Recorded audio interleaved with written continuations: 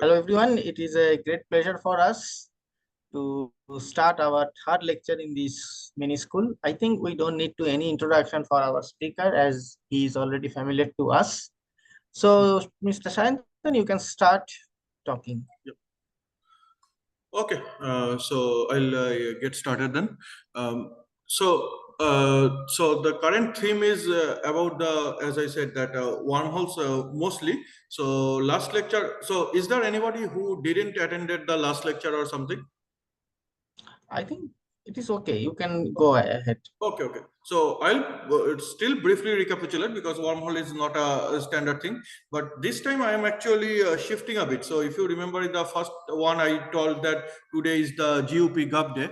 But I decided that the GUP would take a little bit more time because as Parthoda itself is a expert in non-commutative. So I would rather read the papers he has suggested and then I will probably take the GUP to the next day. So what I have done is the reshuffled a bit. So this is the one. So I will tell the GUP in brief, but I will today focus on the ADM mass what we have done for wormhole because I am not sure if ADM mass is familiar to everyone. And then I will talk about the FQT paper which we have published 1 year ago. So there is not much work on the how should I say, the trace of T mu nu coupled to Q. I will tell a brief about that, and then I will tell about quite a bit about the junction condition which we used in our phenomenology.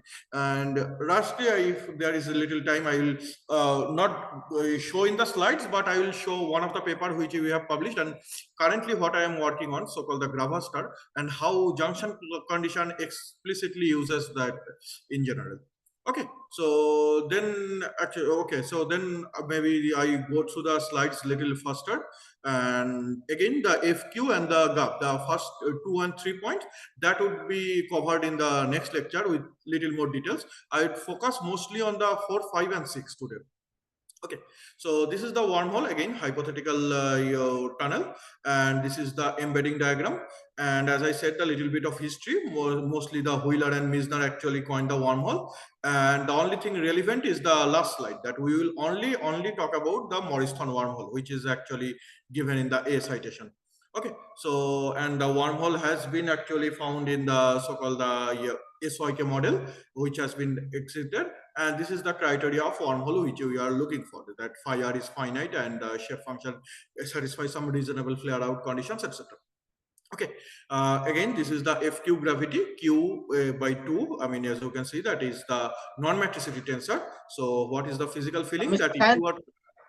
Sorry for interruption. It would be better if you turn off your video. Okay, just a second then. That is the Zoom.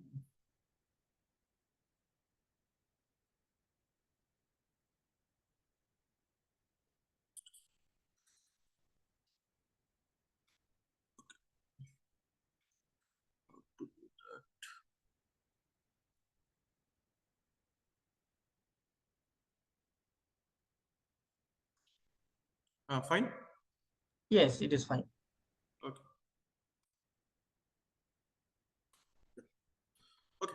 So as I said, that this is the motivation that if you take a parallel transport, your length of the vectors keep on changing, and that is roughly given in that description. The inner product, there is a extra factor which is the taken by the Q, that is the non-metricity. That it is not a Levi-Civita connection, that we are taking something which is Gij is changing.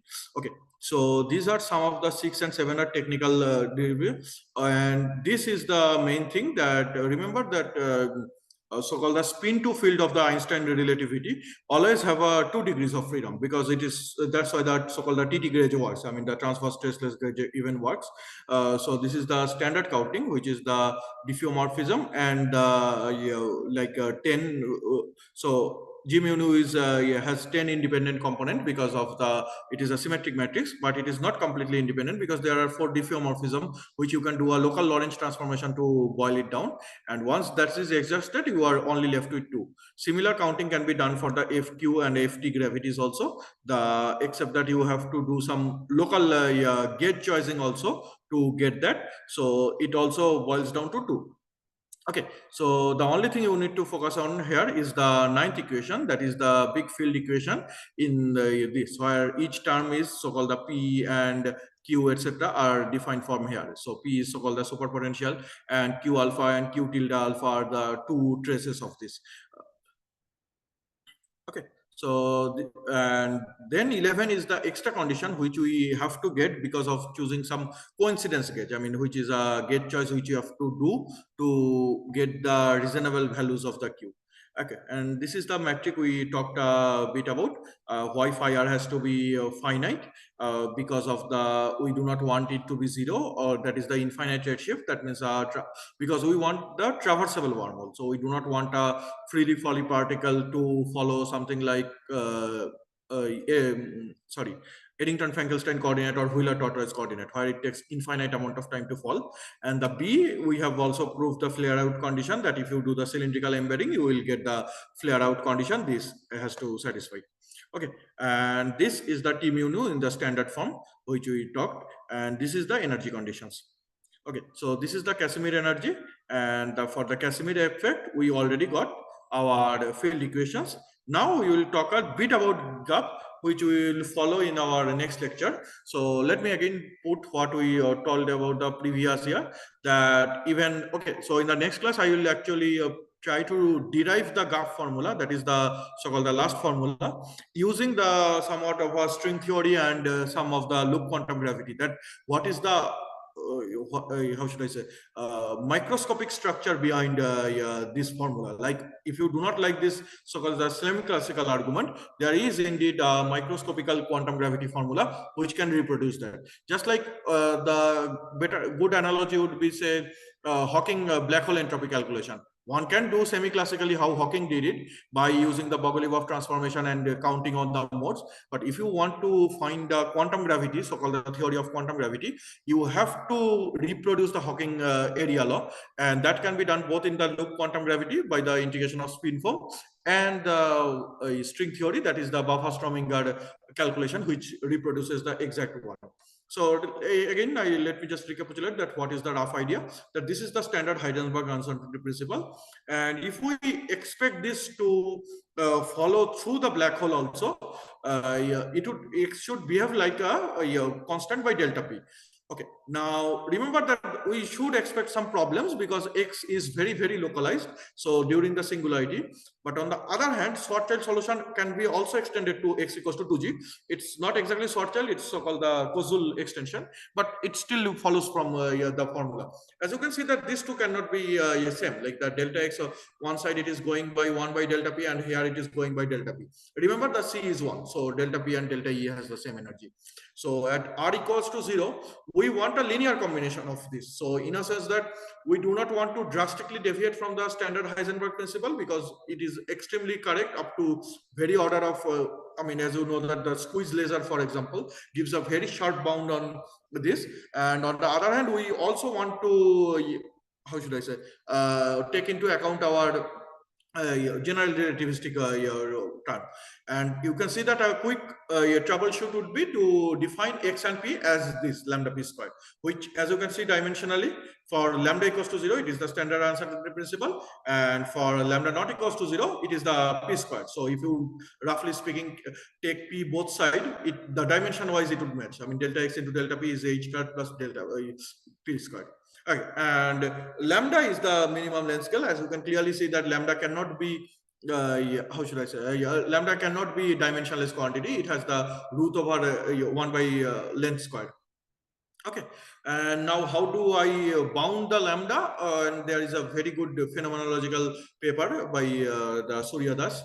This is the 2018. It says that if you do some tabletop experiment, like say lambda shift or lambda level or tunneling, these are the expectation of the lambdas you are expecting. Because remember, lambda is 1 by length squared. So the length is much, much smaller because the lambda is the inverse of it. Okay, and Camellia has a paper which says that how to gamma ray burst can say, because the photon dispersion is a very interesting topic, because it is more or less known that the Lorentz invariant cannot be persistent to the very high energy. So at least for this, it can be tested by the gamma ray burst. And the gravitational wave testing can also be done, which is given in the again Suryadas and R.B. Mann's paper. And Kipthorne also has argued a little bit about this. Okay, so this is the general one. If we want to keep the p-square, remember we do not want position, we want to maintain the isotropy of the space-time. So the only function it can be of the p-square. I mean, it can be any function of p-square, for example, root over of p-square, cube root of p-square, whatever it is. But the point is that it can only be function of p-square and g-square. Okay, now again, just to always understand that at lambda it tends to 0, that f is 1 and z is 0. I mean, the KMM paper I will tell. Now, you might very well ask that what about our QFT? I mean, the point is that when we do the second quantization, we strictly use the Heisenberg uncertainty principle itself. We do not use like the 20-to-1. So can QFT, so called the canonical quantization, be done with this type of formulation? The answer is again the Kampf and Magnano's paper, which is the 7th one. As you can see that you can indeed do a quantum field theory with this type of non-canonical quantization. You can actually use the first loop quantum correction, first loop Feynman diagram also, and you can see that it is ultraviolet safe. So both the tadpole and fish. Now what happens to the higher order, I do not know. I mean, but the more or less, as far I know, the numerical suggests that it is more or less safe out to very high precision. Okay, so okay, now how to get something effective out of this? See, this is just a formula. I mean, x of p and this, but we want some phenomenological input out of it. Like, I mean, how to test it? So again, the testing ground is always just like quantum mechanics. You always start with a wave function that is a roughly free particle wave function. It is not exactly free particle wave function. It is free particle if omega equals to given by k squared by 2m. The dispersion relation is quadratic. So this is the standard wave function, and we want to see that what the wave function satisfies in the GOP limit. Okay, now there are two schools of thought. One is KMM and the second is DGS. So KMM has constructed using so-called the maximally localized state. It's a very mathematically paper where the FP and GP is given by this. So as you can see that lambda tends to 0, the FP actually goes to 1 because you will do the so-called the 1 plus half of this. So 1 cancels, half of cancels. So it would take f equals to 1 and g equals to 0. So it does recover your standard uncertainty principle, just to recapitulate by 22. So, and the ki's are taken from pi's and the omega is given as this. So ki's are this so-called the 1 by 2 pi by lambda. And the completeness equation, the omega is given as this delta by 2. Now, what would be the final completeness relation? The completeness relation is this. As you can see that for a lambda equals to 0, it is the standard Hilbert space compact completeness relation. Okay, and for the DGS, they used a variational method, and the problem is that it apparently boils down to a strict mathematical problem of optimization. Now, how do you do the optimization? That's sort of debate. So DGS method has one of the advantage is that it can be generalized to arbitrary dimension. On the other hand, the KMM has the advantage that it is already known the maximally localized states does exist in the laser itself, so-called the squeeze state. So it's up to you that whatever you choose, but the interesting fact is that both will give the phenomenologically defined answer. So in a sense that we can, which I will show later, that we can somewhat say that the experimentally, at least observationally, we can see that what is the correct way of doing the cup. Okay, and for the DGS, this is the omega and this is the completeness relation. Okay, now this is the Casimir energy effect in this. Remember the Casimir energy would get modified because of the modes will get extra corrections due to the non-trivial dispersion relation. And this is the energy which with lambda equals to 0, you remember the standard one. And for KMM, it is the lambda 1. This is this factor. And for DGS, this is this. So as you can see that for Casimir effect, we can already see that the energy is coming to be different. Except the problem is that it is so small, like, I mean, with h cut squared, with root lambda and a. So with even if you take a to be very small, h cut squared is so small that, I mean, it is experimentally almost impossible to denote that what the correction is coming from. Okay, now we have taken this row. I am not going into details which I talked about previously, and this is the shape function BR we are expecting with the Mathematica. The shape function satisfies the standard conditions. It is the less than 1, and for both we have taken two variables. So for KMM we have taken the lambda variable, we have taken the alpha variable. Alpha is the model parameter, that alpha q plus beta we have taken for the GR, and for DGS we have varied the lambda and we have varied the alpha. As we can see that they are giving more or less correct similar answer. Okay, now okay, so I'll talk about the okay. So before that, I will just go to the spoiler first.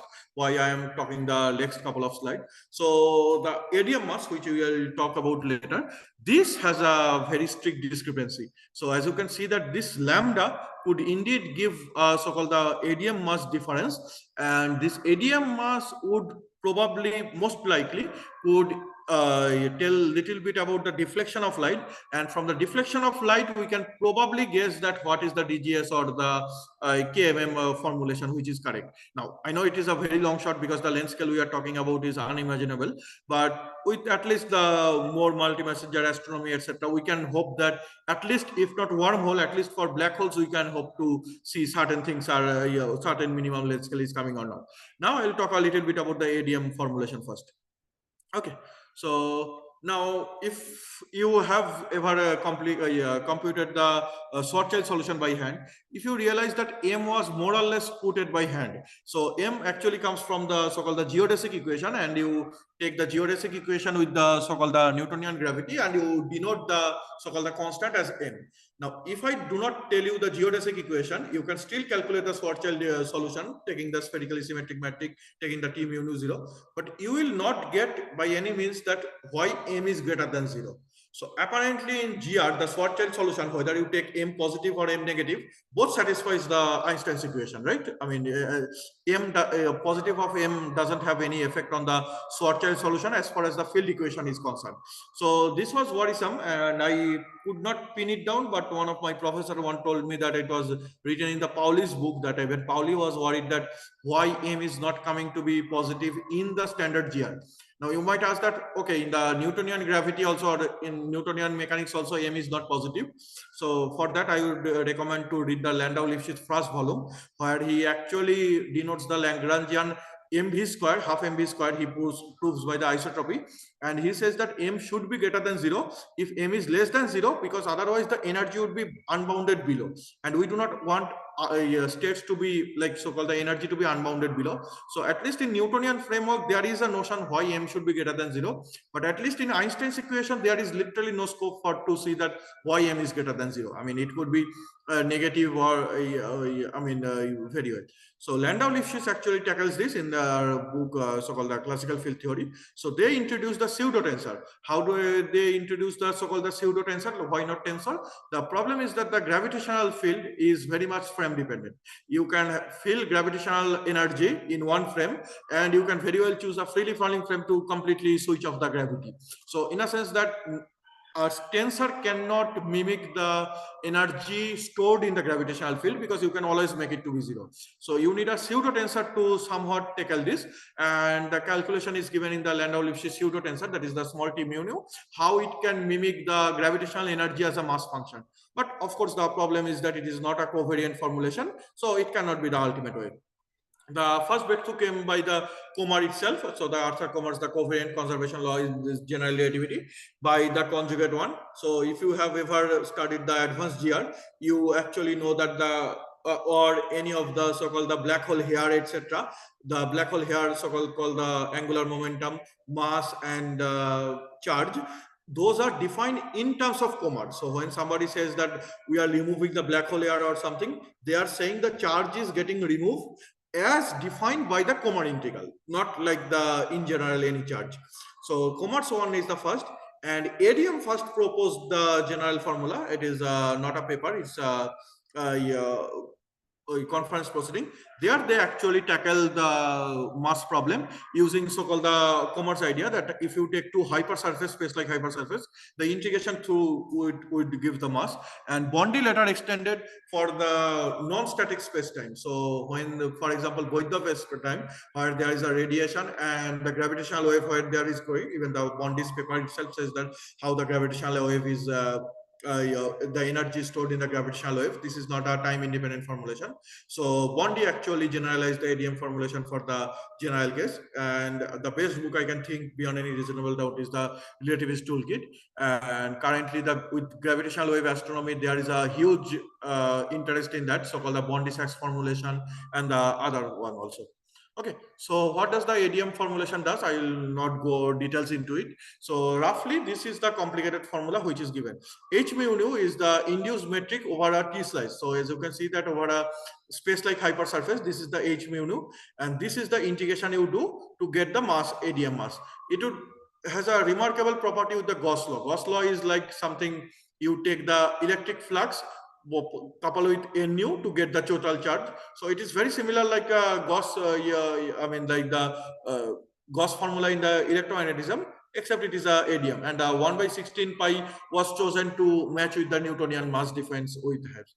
So for H nu nu is the topological S2 sphere, and sorry, embedded in the sigma. That is, sigma is the, remember it is a 3+1 splitting. So H mu nu is the 3 dimension, sigma is its 3 component, and there each point is H2, and eta nu is taking outside of that one. So this is given in this archive paper as I told about. Now how to compute this? The computation is given in our paper, and there is a paper we have cited it there in the Christodoulos one. This is an amazing calculation. Okay, so this for the GIJ General 40 I will show. Okay, so this is the calculation that this can be shown that to be half. This is a very good calculation once in a lifetime, because we often take Cartesian coordinate to polar coordinate to do the integration, whether e to the power minus x square is root pi, etc. This is the first time I have seen where you need from polar coordinate to Cartesian coordinate to give this. The lambda ADM comes out to be BR/2, which you can see from the metric that it is exactly M. So if I taken 2 GMM by R, it would be the exact M as ADM mass. And ADM mass has a very interest in mathematics also. So this is the so-called the positive energy theorem, and Sean and Yao prove it in the 79 and 81. And Witten got his Fields Medal due to proving the positive energy theorem using the so-called the supersymmetric manifold itself. And now there are some mistakes in the Witten's proof, like the so-called the spin connection he assumed, which might not exist for general for general manifolds. And Witten and Yao was awarded the Fields Medal, which unfortunately Sean didn't.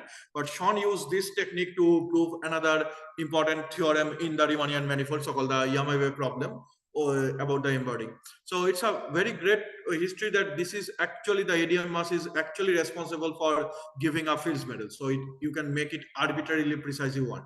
Roughly it says that when the so-called this metric, like for, we have already calculated for the wormhole metric. As you can see that if the metric is not flat, it is not equals to 0. So you have to prove that under some asymptotic condition for arbitrary non-flat metric, the mass is always positive, I mean the ADM mass, and it is 0 if and only if it is Minkowski space. So this is the statement of the theorem. So okay, now I will talk a little bit about the FT gravity. Maybe let me check how much I have done. So I am probably half an hour ago. So I will probably focus little less in FT gravity, because this paper I personally also do not like. But I will rather focus on the later part, which I am talking about the junction condition. Okay, so let me tell you that what the FT in T is. T is the trace of T mu nu, and why one would even consider taking this. The reason for this is that, okay, sorry, booking here. 1 hour. Just a second. Okay, so the FT is the trace of energy momentum. So it was first found in the Harko's paper, even though Harko has taken it from an archive of secure archive paper. The idea for using the T mu nu, the trace was that Okay, so you know that the dark energy is, I mean, the lambda CDM is the one of the correct paradigm. So if you take the lambda, that is the cosmological constant, as dark energy, it would give a remarkable precise with the current model. Now, if you want to understand the lambda, that is a very problematic. So one of the proposal which was given by Harko, followed by some of them, that FR gravity is equivalent to scalar tensor theory by the conformal invariance. So if you are comfortable with taking the FR gravity, you should not have problem with taking the T gravity also, because FR is after all equivalent to a scalar tensor theory, and the scalar tensor, as you know, that the T almost almost define this, because the rho is half phi dot square plus v phi, and the P is half phi dot square minus v phi. So this was the rough idea that, I mean, FT gravity could indeed use the cosmological constant or alternative cosmological constant in the general relativistic realm itself. So this is the paper you can follow. Okay, now that's for the cosmology. As for the relativistic point, I mean, the FT gravity could be very well used to do the so-called supermassive white dwarfs, which violates the Chandrasekhar limit. And yeah, so the point is that the relativist observation shows that there are quite a few white dwarfs which are beyond Chandrasekhar mass limit, that is the 1.4 solar masses, etc. And this requires a little bit of GR, and at least FT could be one of the candidates which could explain that. And the wormholes in FRT gravity has been also done by my guide Professor Chow and the Moreas also in the PRT paper. Okay, so what is the FQT gravity? That is the FQ, what I have told, except that TU, because of the non-minimal coupling, would have an extra theta term. So we have taken a linear model on this, and this is the standard trace because of the rho minus PRPT, because of the metric, as you can see. I have told plus minus minus is the metric. Now, what is the Lagrangian for fluid? So this is a tricky proof. I would actually urge you to do the Landau-Lifshitz fluid mechanics, which I have. So reviewer when asked that what is P, but there is a better reference right now. So if you know the David Tong's lecture, so David Tong has a right now fluid mechanics lecture. There the derivation, why if you want to get the Euler equation, not the Navier-Stokes equation, Euler equation, and if you ask what is the Lagrangian corresponds to the Euler equation, you would realize that Lagrangian correspond to the fluid equation is actually minus P. I mean, the minus is for the relativistic convenience, the sign convenience is actually P. How the derivation is done, so it is given in the Tong. I am not going into details, or you can look at the Landau-Lifshitz also. The idea is to use some kind of Lagrange's undetermined multiplier to use the velocity as this. Okay, so with this, you will get the theta, as I have defined the theta from 48. Because of the variation, you will have a variation of T alpha beta also. And this theta can be proven by 51, or P is the total pressure, as I told you. Okay, now the point is that, sorry, now again, this is the standard metric which we are using, and this is the T mu nu, and this is the field equation. Remember that there is a now extra that capital theta term, which if you took the theta to be 0 or f of t to be just 0, it boils down to standard FQ formulation. Okay, and this is the field equation we have used, the first, second, and third. And now, unfortunately, this is actually unlike the previous one. This is a second order equation. So FQQ is there. Just a second.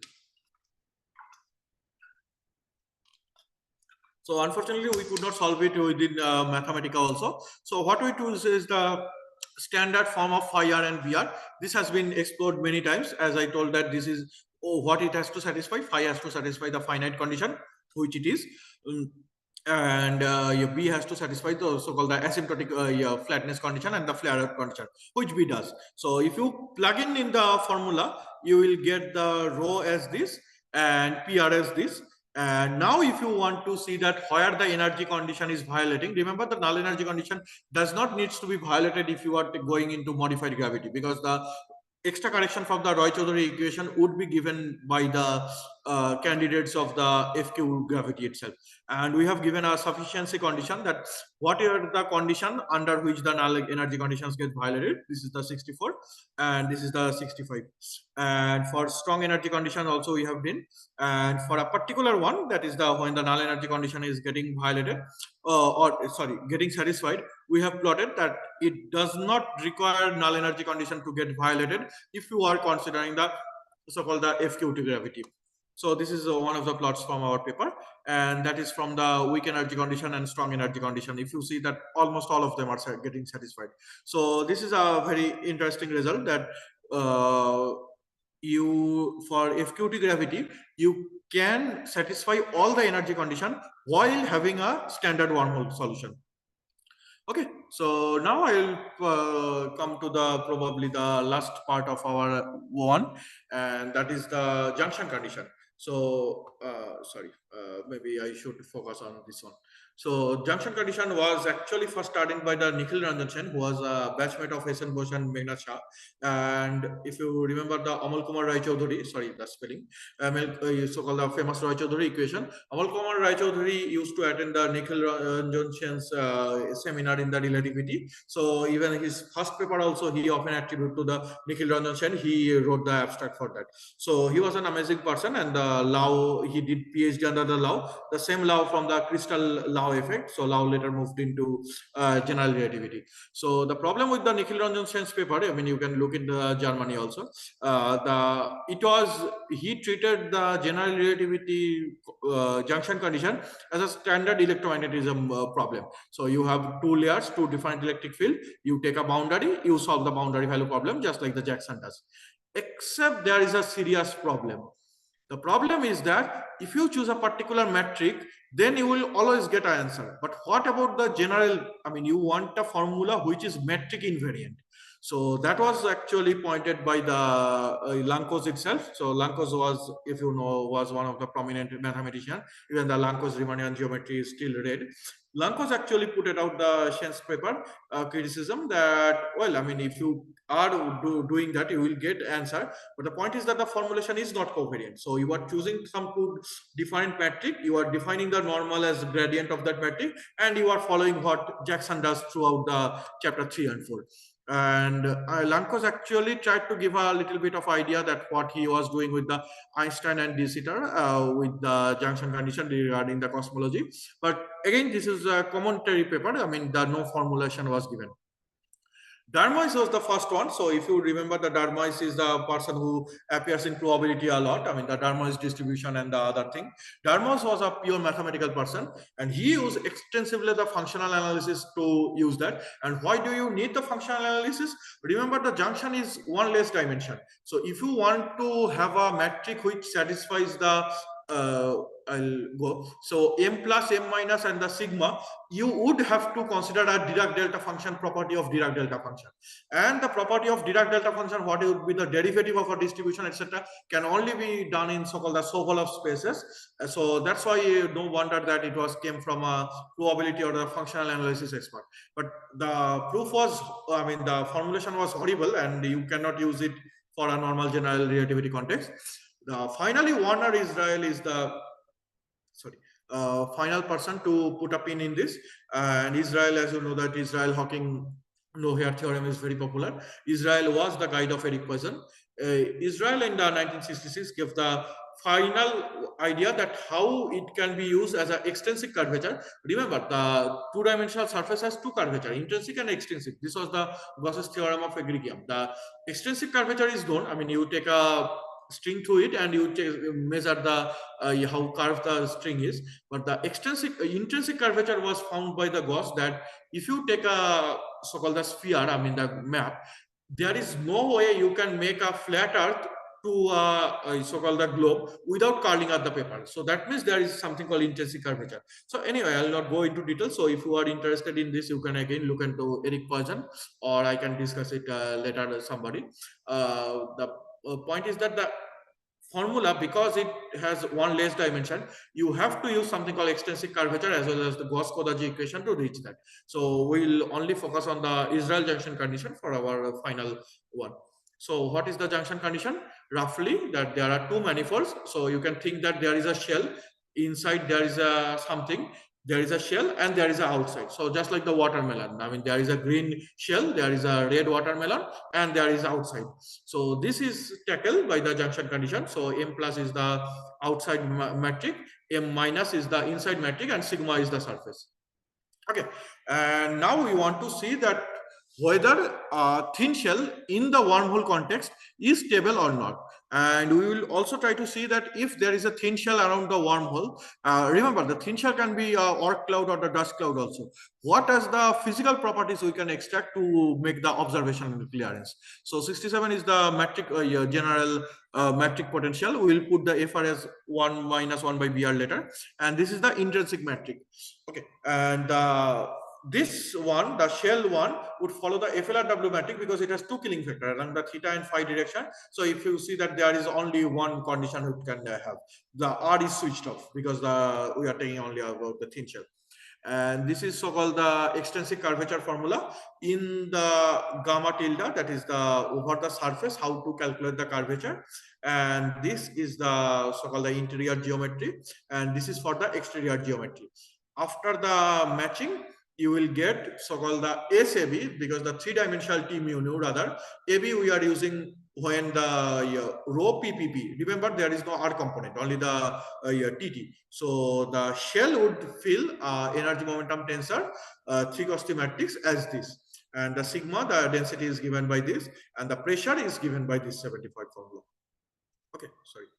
And for the throat, remember that A dot equals to 0 because at the throat we are expecting that flare out condition. So with the so-called the lambda parameterization, throat should be 0. Once you put this into formula, we will now use the potential of this, and the potential can be done. Remember the thin shell, we have taken the FLRW metric. So if you take a particle's geodesic motion, you can actually trace back that if you identify that A dot square plus V, this is the A dot, and this is the V as 0 as the total energy of a null particle, which is the 0.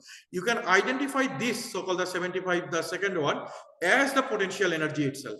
It is done in the Eric Poisson's earlier paper also. So in a sense that the what would be the potential felt by the thin shell which is trapped in the wormhole throat with this 80. Now we have taken the standard FR as the metric potential and outside FR as the normal FLRW, Schwarzschild metric. We computed the potential, and this is the potential you get. And this is probably a smoking gun to what we are claiming, that if it somehow creates a wormhole, but this calculation can be extended for the black hole itself. But the point is that you will not have two different metric. Black hole there is throughout only one Schwarzschild metric. So the point is that the minimum of this, as you can see here, is getting dispersed. So in a sense that so-called the after a certain eta, there would not be any circular motion itself. So we hope, at least in principle, one can detect this as a observational phenomenology or the analogous gravity to check that whether a thin shell in the FQT gravity, this is not Casimir gravity, Casimir effect. So in the FQT gravity for various etas, when the ISCO starts disappearing, and then we can hope to see that what is the optimal value of FQT we can give a boundary. Okay, so this is and this is the paper which has been published, and this is the rough conclusion. So I'll go to a little bit of the paper which I am working on. I will just show. I told about the FQT gravity, I told about the ADM formulation, and yeah, this is the formulation. Remember the last day the ADM formulation, I have come to this FQT. I'll take the gap in the next class. And just before I switch it off, so for the question, so this is the paper which we have published, and there are another two papers which are in the revision. So yeah, so this is the annals of physics. So for the graph stars, where we actually take so-called the inside as omega equals to -1 and thin shell because of the so-called the black hole formulation. With this, if you see that the equation of state is 1, then it exactly coincides with the black hole entropy. And due to inside the Bose-Einstein condensation, we expect omega to be -1. There you have to explicitly use the so-called, just a second. Yeah, explicitly use the junction condition. So gravastar is something which which inside it is omega equals to -1, shell it is omega equals to 1, and outside it is like the normal Schwarzschild. And as you can see that we have again used the Israel junction condition for the charge gravastar eta. We have calculated the S mu nu, and we have finally found out the deflection angle corresponding to this, and we have also calculated the potential for this. So as you can see, the ISCO is slowly dissipating, and just a second. So this is the potential formula we have used for the gravastar, and we have plotted. So yeah, this is the thin shell potential which we got. And yeah, there are some physical properties, and there is also some ADM masses we have calculated.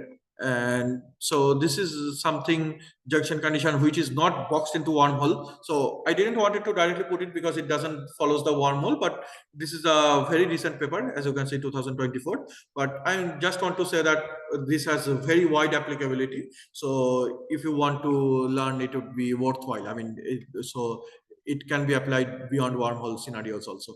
So yeah, I'll just stop here, and if there is any further questions, comment, I'll take it. Yes, it is a very interesting discussion, and it is a now question for, first of all, let us thank the speaker again. And it is a now a question. It's a timing for the questions and constructive criticism. Are there any questions from the audience? Please unmute yourself and please ask any questions.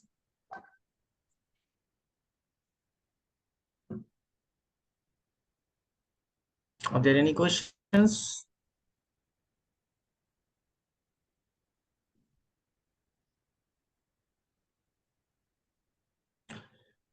Okay, if from the audience they have no questions, I had a few questions. Sure. Can you? Okay, from there are some questions from Ms. Tiasha Bhattacharya. Yes, what is the questions? Yeah, you can unmute yourself or type it also, like I Is there will any ask. problem with Tiasha to unmuting yourself? What is the? I think it is very easy. It is very easy to unmute No. I yourself. mean, most people have some hardware problem. Like I also had a problem with the laptop hardware. So yeah, no problem. So Tiasha, you can also type it there. I mean, I will ask Partha to just yeah, tell me in the your one. No problem if you are Okay, facing. you can paste, you can type it here in the chat box.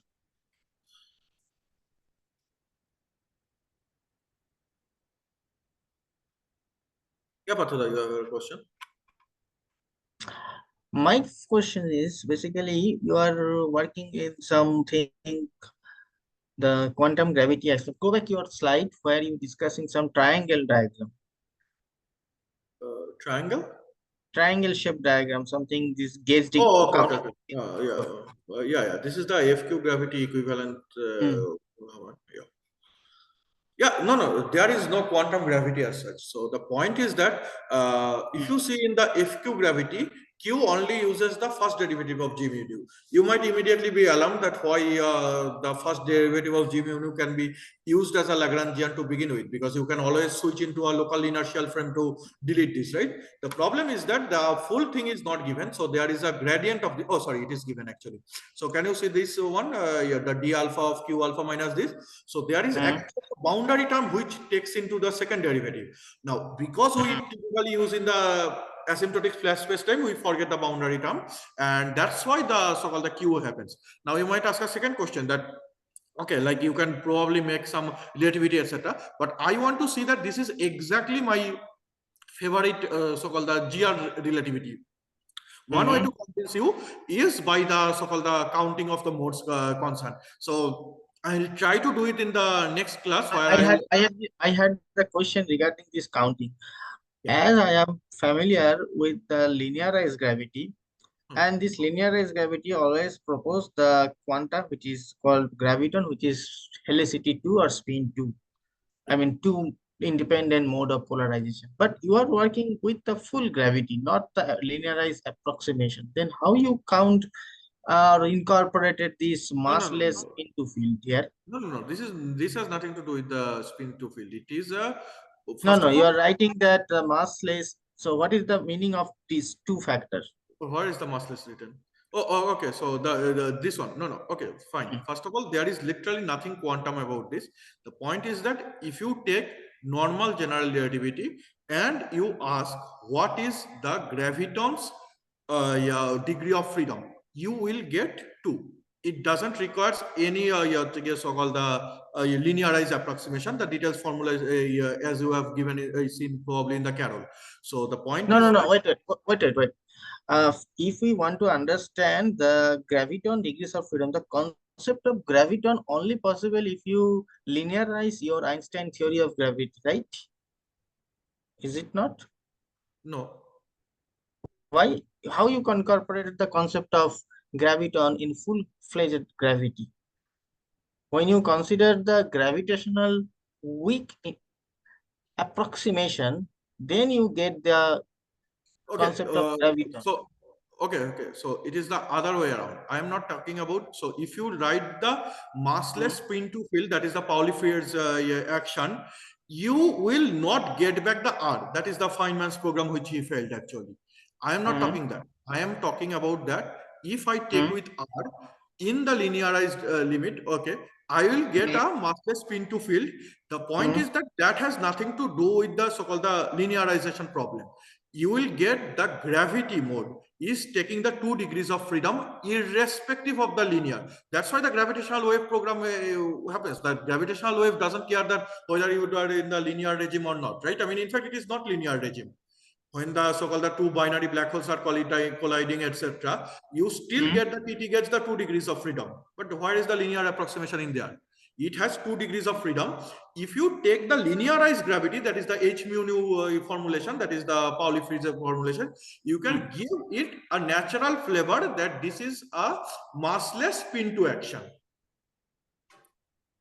Okay, so I am saying that forget about the quantum mechanics, forget about the classical.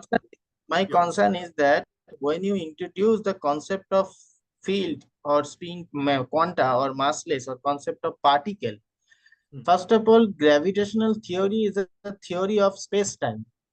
Now you are reinterpreting it as a theory of field. I mean, you are interpreting it is a quantum or it is a field theory, just like a theory of particles. I didn't say that it is a field theory. No. Otherwise, how you can incorporate the concept of massless spin to field? What is the meaning of mass? Two field exists whether it is, for example, massive spin one field, that is the proper equation. Then you again switch to the concept of field theory.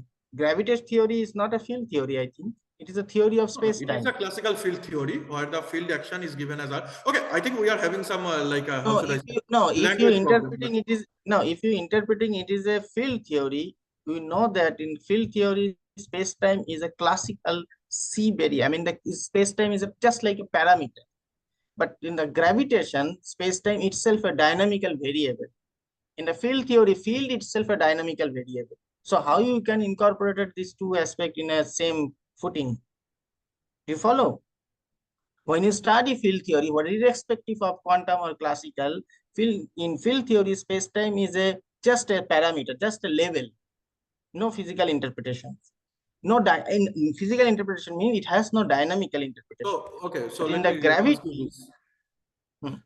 So is Einstein-Hilbert action is a field theoretic action or not, in your opinion? In my opinion, in a linearized version is a field theoretic action. No, Einstein-Hilbert action with full R. No, it is a geometric point.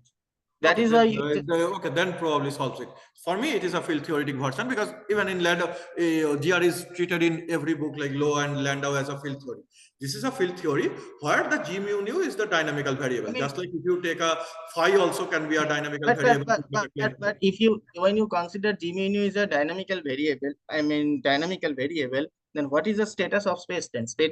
Whether the space-time itself dynamical now or space-time is just a parameter. You follow my concept? Dynamical. So, for example, forget about this. For a free particle, do you believe that Lagrangian is like a zero-dimensional field theory or not? Yes, it's in a classical mechanics. It's a 0 plus 1 dimensional. What is Q? Where time is a parameter. No. What is Q and Q dot? Sorry, say again.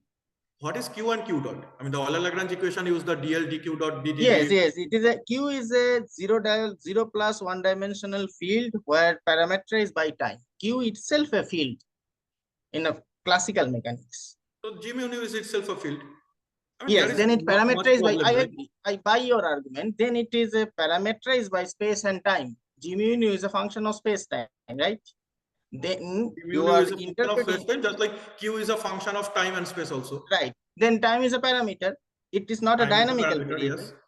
now G mu, when you're reinterpreting is a field, is a dynamical variable, then space-time, it's level-wise space-time. In space-time, just as a parameter, then space-time has no dynamical interpretation. Do you not believe that it is a go against the Einstein postulate of general theory of relativity? Maybe, I mean, Because okay, in, yeah, okay. because in Einstein gravity, the space-time itself a dynamical object. Yeah, it is a dynamical object, just like Q is a dynamical object in the Lagrangian. So I No, don't you are see like why you, the pointing of the space-time dynamical has such a big impact. I mean, this is an action in classical field where it is more than, and if you vary with respect to G mu nu, you get Einstein field equation. I yes, mean, my concern is what is that stopping it to be a classical field? I mean, that's what I am not. no, when you study the classical field theory, the field itself dynamical variable and it's parameterized by some label which is space-time. So space-time just play a passive role in field theory. Okay. Yeah, I mean, the point, no, I mean, the point is that in the Newtonian mechanics, the Lagrangian mechanics also, Q is taking an active role both as a time function as well as the space function. Okay, But I mean, time I is understand that. I mean, people, but time is just a evolution parameter. Time has no active role in dynamics in Newtonian mechanics. I Okay. mean, okay, for me, okay, I mean, again, as I said, that it is probably different. For me, field theory is something which has a action integration with something, and you and you vary with the particular parameter. So the simple question from this point of view, the simple question can arise that what is your opinion in this point? In a field theory and the general relativity, whether the interpretation of space-time is same or different? Yeah, it is same. Same I or mean, different? GR is a classical field theory. For me, I mean, there is, I mean, just because it depends on the G mu nu or the active role, it doesn't take away. Yeah, the problem is that if you try to quantize it or try to have some, No, I am not quantizing. that is a problem. But I am as for not bothering classical, about the quantization. I am just asking what is the impression of space-time in field theory and general relativity, whether both of them same or different or for me, different. it is both of them are same. It's just take a little different role, but at the end of the day, we use the same mathematics. No. I think again you should very careful because in quantum field theory or irrespective quantum, it's a classical field theory, Yeah, space-time is just as a label. It is Yeah. not a But point is dynamical that entity. it acts as a label, just like the Q acts as a well, so-called the zero-dimensional one. But you can choose Q to be a horrible function of anything, right? I mean, you can take a dynamical Q itself. So, I mean, I do not understand like why Einstein-Hilbert action, what's stopping Einstein-Hilbert action for treating as a classical field. Now, what you are giving argument is a standard argument in the so-called any quantum gravity book, because the space-time explicitly enters. You will have a graviton coupling which would make it complicated, etc. All these things I understand, but as far as the classical field is concerned, I do not see any difference between No, so-called plain Gordon equation and I agree with that. The linearized gravity can be interpreted as a field theory over the classical background's flat space-time. But okay, let us discuss later. Oh, But okay. So, but point is that this actually, I mean, happens without or with respect to whether you believe it or not. The point is that if you take arbitrary, so-called the so for focus on the GR itself, if you take any GR and if you ask that what is the mode decoupling of the GR, just like the spin one, etc., you will get two modes. That is the graviton modes, irrespective of the formulation. So that's what it is saying in the so-called the classical ROM itself. So when we do the TT gauge, I mean, you do not have to choose a TT gauge. You can check any GI background, any perturbation. You will always get the gravitational one as the two itself. What you are saying, I probably understand that if you try to revert back, I write a spin to action, that is spin to Lagrangian, that is the Pauli freeze. Would I get back the GR? Of course, you will not. I mean, that is the Feynman's one. But at least from GR to 2, I do not see any problem here. But I am saying that for other cases also, you are getting the 2. Now, for 2, is it the unique choice? Of course not. This is not a unique choice. There is a boundary term involved. So that is saying that at least it is a so-called the necessary condition, if not a sufficient condition, to check that whether the S, both Q and T gives the correct answer, because all of them has the graviton polarization to irrespective of their formulation. okay. Okay, then are there any other questions? I think Miss Sir, am Tiasha I has. audible? Okay. Yes, Yeah, you yeah. are right. Sir, I have a question. If we consider the Heisenberg algebra in curved space-time and it is already deformed, then why do we need to introduce an additional GUP by hand?